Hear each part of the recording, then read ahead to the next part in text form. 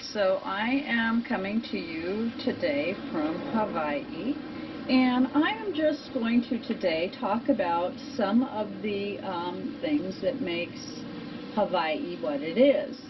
People, come to Hawaii for, wonderful stay in the sun and in the ocean, and so they get here and they make some assumptions that, oh my goodness, I love this place, I need to come here and live. And by doing so, it does create an issue. Now, my husband and myself made a decision that we would not be purchasing here on the island. And you might wonder, why would we make such a decision? Well, for one thing, purchasing here on the island, in my opinion, is kind of walking a gauntlet of some sort, and I don't fully understand it, but it does feel to me to be fairly locked down by people who are, generally are wealthy. And it's not so much that the individual homeowner that this applies to, but it has to do with kind of the way the land is set up and the priorities that are given to whom they're given to. And this place is largely set up to be a location that tourists come to. And as I said, they come here, they vacation, and then they think, okay, that's it, I need to live here. Well, last night, I had a dream that was interesting. My husband's a civil engineer, and so probably naturally I thought of him when I had this dream, but I was dreaming that he needed to be aware of all the rules for the tiny homes. Now, what I'm learning as I go along here is that in Hawaii, that tiny homes, or homes that people don't have permits for, are a very common experience here. People buy lots or property, and then they build on them without a proper permitting process, which of course is yet another kind of example of maybe some energy that doesn't necessarily flow real well. Why would someone come and build a property that they can't get a permit for and risk that kind of consequence? Well, it happens all the time here, and in fact in 2018 was an effort to do something about that, to start removing these unpermitted buildings. So first of all, what we're looking at today is this is Hawaii today, and this is the chart of today's date. Okay, and I'm using when it became part of the United States, and I realize, again, I'm going to say out of respect to the local people, that I realize that is not the date that Hawaii is actually founded, but it is a date that kind of adds to some karmic flavor what's happening today. So I find myself needing to use it for that reason. So what we start out with is Jupiter in Scorpio, okay, that energy where to expand, to do so from a position of some darker truths, okay, in the house of soul ruled by Mars, okay, and so what we have is we have this energy that, what are they trying to expand? What kind of sharp truths are they trying to expand? And in the process, the next planet, which is going to be an end dispositor, is going to be Saturn, that because it's in its own house, it's in Capricorn, in the second house of objects, and that's going to be ruled by Venus, okay? But Capricorn, Saturn and Capricorn, that kind of that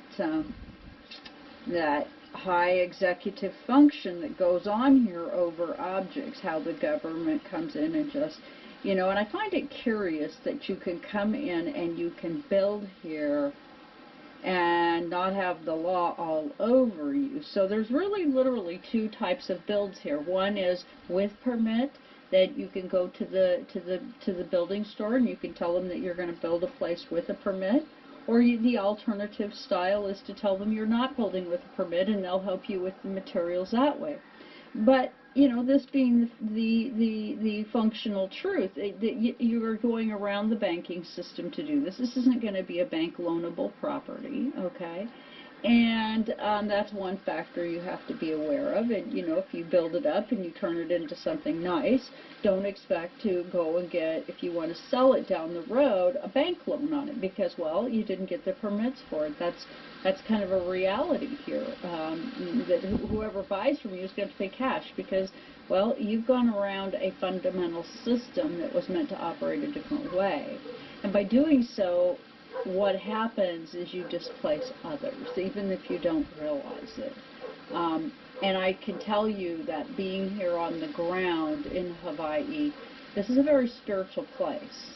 And so thinking that you can come here and just set up shop in lands that maybe you need to have someone come and help you understand the nature of the land you're on. There's been a lot of very spiritual types of energies here that have to do with how things were done in the past, sacrifices, and in locations where a lot of sacrifices took place, people end up having a lot of paranormal experiences. So Hawaii buys those properties and does not make them generally available to the public. So they buy them and use them as parks. So, you know, that's kind of a curious reality here. So, you know, but you end up buying and putting, you know, your roots down on a process that, you know, for a good number of people that move to Hawaii, coming in and just, you know, doing so without even having the proper permits. And then, you know, and all sorts of things therein. And, you know, I can just tell you that it is this particular energy that does cause displacement of the local people. And so therefore I do think that a person should be deeply mindful of that particular energy. It's tempting, yes, it is tempting to buy a lot over in Captain Cook for, you know, $25,000, you know, and sure, putting a tiny home on it, but you're not going to have any electricity there in the general sense of the word. You're not going to have plumbing in the general sense of the word. You're not going to have anything that is a normal hookup. You're going to be on your own. So just, you know, it's one of those things, like I said, that to come here and how we decided to do ours is that, you know, we've bought and sold and we've played the game that society says you're supposed to play. And I can tell you that buying and selling of homes does not provide me any more or less brownie buttons than anybody else. And in fact, all it does for me is it puts me on the hook for being responsible for a property, whether I really want to be for the rest of my life or not. You know, I have two options. I can sell it, or I can keep it and continue to take responsibility. So, you know, for those of you who feel like you haven't purchased, or purchasing is some kind of a process you need to be in to be, you know, getting your boxes ticked in life, think again. I can just tell you, being a homeowner, it isn't all that exciting. But at any rate, where we're at today is we're just asking about, you know, Hawaii today and some of the things that go on. And, you know, I'm not overselling Hawaii. I'm not going to do the top 10 things of Hawaii. You know, the things that people, the tourist things. I mean, I don't know that I really even believe that those things should be supported at this time due to the situation we find ourselves in. But in Hawaii, we do need to find ourselves in a way forward because, well, one, we're ruled by the sun, and we're this beautiful ocean location. And our second ruler, so we have kind of a, in the dispositor chain, we have a second ruler, which is Saturn. So, you know, we come to find our limitations to our ego in that sense, you know, is how this dispositor plays out. So, you know, and that's a curious reality because a lot of people think, oh yeah, I want to buy in Hawaii, I want to have that luxury condo. But if you have a luxury condo here, let me tell you, basically it's owned by somebody else. Like it's owned, the government has a land lease on it, and basically you have to negotiate, and if the government determines that the leases aren't going to be negotiated, then they own the rights in the building, and you have the right to leave.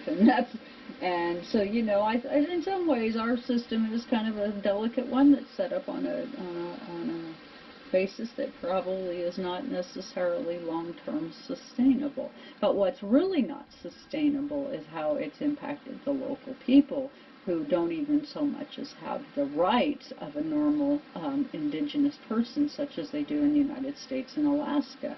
So with that, I'm going to put the cards down. I've already shuffled today the 3 times, and so I'm going to just put my camera down so you can watch me select 12 cards to do the Taroscope. Okay, and what we're just kind of asking about is Hawaii today, and I'm using the natal chart of Hawaii, and I'm using today's date on this chart. So there's 3, there's 4, 5, 6, 7,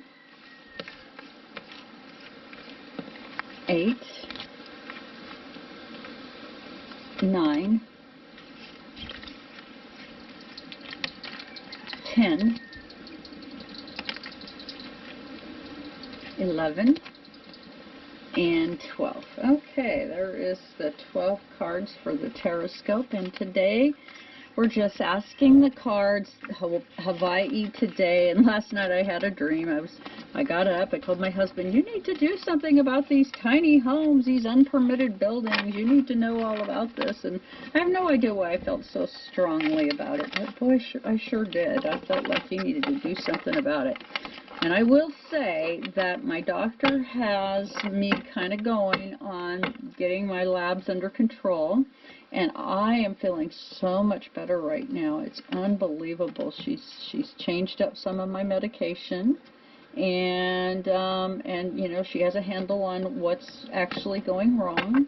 And I have although I'm full thyroidectomy, I have regrown thyroid tissue, and I am making thyroid, and so that was not something anybody saw coming. So here we are. Okay, so how we start out, yes, ruled by the sun. You get the sun as the representative to this process. Okay, that is where we start out. Okay, and where we go. Okay, we have Jupiter in Scorpio, and Scorpio is ruled by Pluto. It's going to be sex, death, and rock and roll. In your first house of soul, you know, to expand. Okay, and what's happening? What's the expansion about? Well, for individuals, you know, they want to expand their personal fortunes. Let's put the camera up so you can see those cards better. Anyway, people want to expand their personal fortunes, right? They come here, they think, well, you know, I could buy a property, and I mean, I'm also guilty of the same thing. I'm thinking to myself, well, maybe I could buy a property and it could become a vacation rental. Well, you know, think again. I mean, in some ways, we kind of forget how you know, how easy it is to forget that people that are from here aren't even able to live here hardly.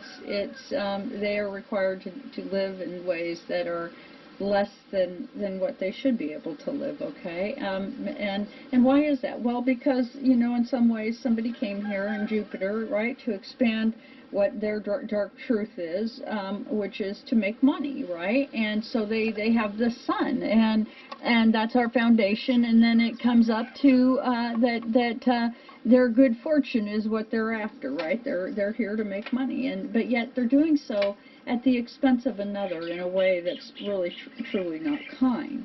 And then you get Saturn in Capricorn, and that's in the second house, which is generally ruled by Venus, where you want things to look and feel a certain way, and yet here it is, it's kind of got a cold truth, a limitation. The universe wants to come here and play, right? The universe, you know, this place is a beautiful location, and basically we want to come here and we want to indulge ourselves in the process of playing in the water, being in the nest egg of life, right? Here we are. I'm going to put that up a little bit more. Anyway, there we are. We're in this nest egg called life, and indulging in the process, okay? And so we have that, but we have these limitations because this cold governmental process kind of oppresses here. And you know, and I think that the governmental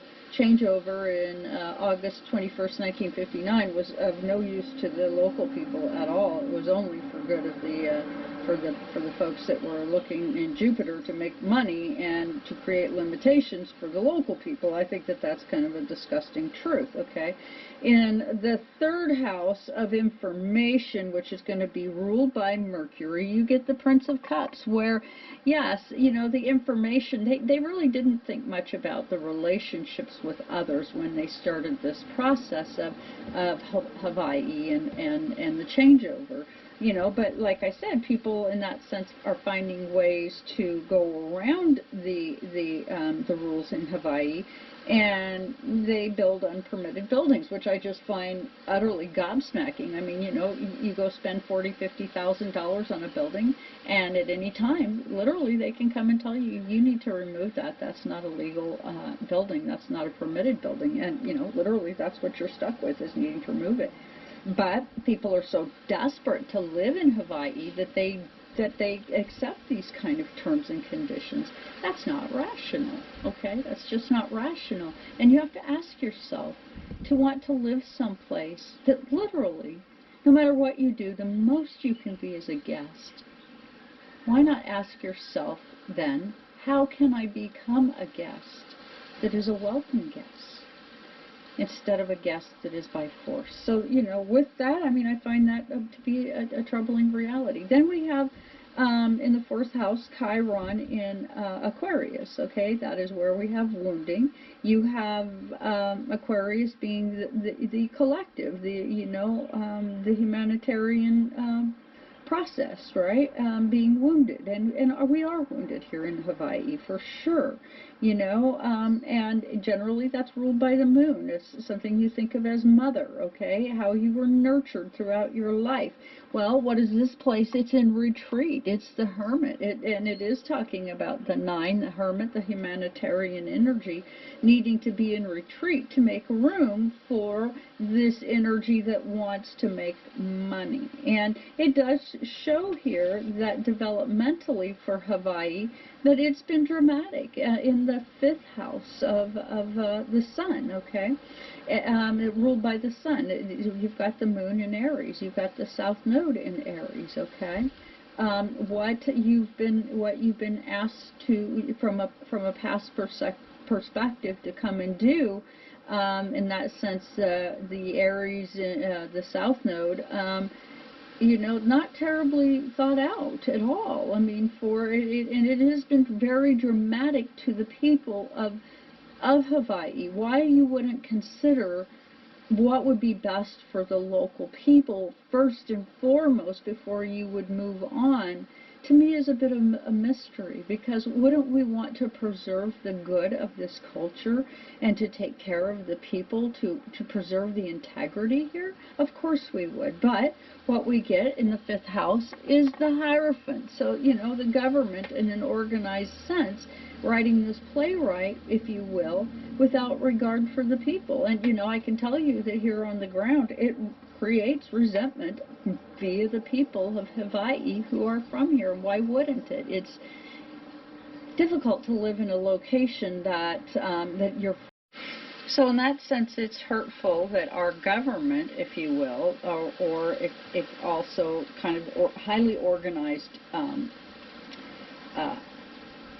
areas of our system are essentially holding us back, or holding back the people of Hawaii, which is, you know, that's hard to take. And I can say that it's pretty, I can say that the people of Hawaii would really very much rather not have the U.S. government managing their affairs, and rightfully so, because Moon in Aries says that they're not being listened to. The local people don't feel heard, okay? In the sixth house, ruled by Mercury, basically it's the house of career, the house of medical, okay, and it's the Six of Pentacles, and how people give and receive coin here. You know, what kind of things they need to do to survive this place. And like I said, when we've got people that are so desperate to live on the island that they're willing to purchase without being rational even, it does displace those that are from here. It does create an environment that we have to look at these people who are functioning outside the box, who are not following the rules, who want a hall pass, okay? Yet the people who are from here just need us to hand out what's necessary for their sense of well-being. And, you know, and that's kind of in direct opposition to what the government came in and did in the first house, which was to expand their own sharp truths. And as I've said before, and you can see in the fifth house, you can see the trines or the triangles, you know, where the people here work really hard to, in spite of the fact that they're not heard nor listened to get along with a government that's essentially not listening to them. And that's a sadness. And then in the sixth house, the giving and receiving of coin, you know, that not really happening on a basis that is fair, right? So, you know, kind of a sadness. In the seventh house, you know, where they have wounding, Hawaii has wounding is in partnerships, okay?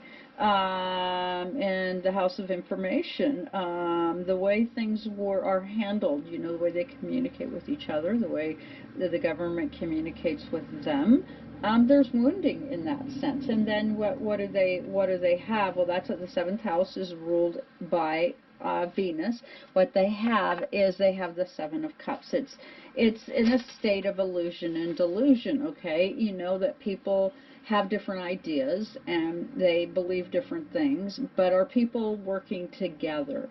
And the answer to that is clearly no, they're not at this time. So, you know, what are the answers? Well, you know, who knows? I mean, really, honestly, who does know? I mean, I've listened to different people, and you know, and I've heard different things, and I do feel that, you know, it isn't a simple situation. You know, you basically, you find yourself I'm finding myself in a location where the people here feel very disenfranchised that are from here. Why wouldn't they? I mean, you come in and it's like the tribes on the mainland. You know, we came in at one point and we displaced them through all kinds of nastiness. It's no different here. We've displaced the people of Hawaii. And, of course, you know, they're not really feeling it. Why would they, okay? And part of fortune, in the eighth house of sex, death, rock and roll, ruled by Pluto, okay? It's in Leo, okay? What this place is all, or excuse me, it's in Cancer. It's all about, you know, kind of coming to our senses and learning to listen and care. And in some ways, and also the midheaven, okay? What is this place? Well, this place, in my opinion, is a place that you come to and you maybe want to have a real healthy respect for what goes on the ground, okay? And what do we see? We get the Knight of Pentacles. You know, it's costly. It's slow to make things happen. I mean, we're kind of really not even fully on the grid here. It's like you turn back the dials of time, and it's this place that moves differently in terms of what things get done and what doesn't get done and why it gets done. But the part of fortune is in that house of sex, death, and rock and roll. And you know, the way it came and played out in the family was less than kind when the United States took over, no doubt about it. And again, people coming in thinking, yeah, I want to have myself a property there, and just sort of, you know, and it is shocking what all goes on here. It's shocking. You know, you can own a condo that the government really owns the land, and you pay monthly for that land. And you pay for your condo for the right to maybe have it taken from you. And, you know, keep in mind at the end of the day, the people who are from here can't even afford that. You know, the way things were done, that wasn't really an option afforded to them. And that's it's kind of sick. Okay, then we move on to the ninth house in Mercury, okay, in Leo. Okay, and in Leo, it's going to be kind of, you know, that fun, you know, play, and the ninth house is ruled by Jupiter. But how you think in terms of this is kind of like a play being played out. We get the Knight of Swords, you know, kind of stuck up in our heads here. Why would we be stuck in our heads? Well, you know, it's kind of hard to wrap your head around the fact that, you know, that the people from here really weren't considered in the process of Hawaii. They just were not considered. And so a lot of what's going on here in Hawaii today is that their needs are just not being met. They're not being discussed. They're not being worked on. They're not being thought about. And that's kind of my opinion, a really poor-minded place to find yourself. And you know, you're a location that has so much to offer, but yet, you know, you've disenfranchised your own way forward. That just doesn't solve any problems at all. In our 10th house, we have generally ruled by Saturn. You've got the Sun in Leo, you know, where you come and to have your fun and to have it play out. You've got your Pluto in Virgo, you know, those dark truths in the house of career, and Venus in Virgo, wanting things to look good and function a certain way. Okay, and what do we get? We get the Princess of Cups, where yeah, this relationship has got some less than desirable factors to it. It isn't maturing exactly in a way that is beneficial to all that exists therein. You know, it's got some things out of place, if you will, that it's functioning in less than a thorough way, and it's troubling. Okay, the 11th house of groups. It has Mars in Virgo. Okay, this wanting to get along, kind of. If you think of Mars being a 6th house energy, that's what it would normally be in. And Aries, you can see down here, Aries is down here, so it's kind of opposing. It's in its own house. Aries would be in Mars, and here you see Mars up here. Well, you know, you can kind of surmise that, you know, that compromise, that the amount of compromise people are having to do to get along and earn coin is a bit troubling. And what they came here to do in the North Node was to operate in a fair and equitable fashion. But duly note that what comes up for this is death. So something is getting ready to happen here that one could say is going to lead to rapid transformation. Now, death doesn't mean that that something's going to outright die, but it does mean that something in this process, the way it is no longer going to remain the way it has been in the past, which, you know, I think that there's people are in this community, you can drive through and you can see people are flying a British flag and a Hawaiian flag, and occasionally you'll see them being flown upside down.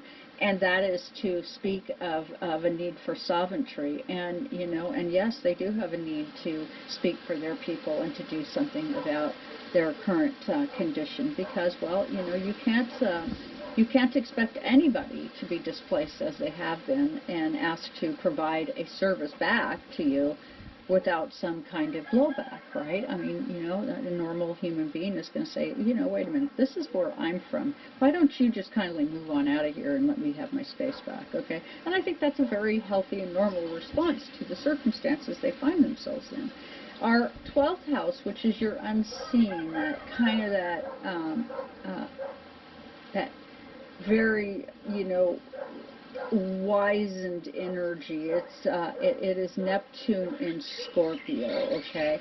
So it's that dreamy truth. They want the truth. They dream of the truth, but how likely is it that they get the truth? Well, you get the Six of Swords. You know, the truth is one of those things where you have to wait carefully for the well-being of yourself and your family, and you can see the Mercury, that Mercury part of it, because Mercury is going to be how you think, okay?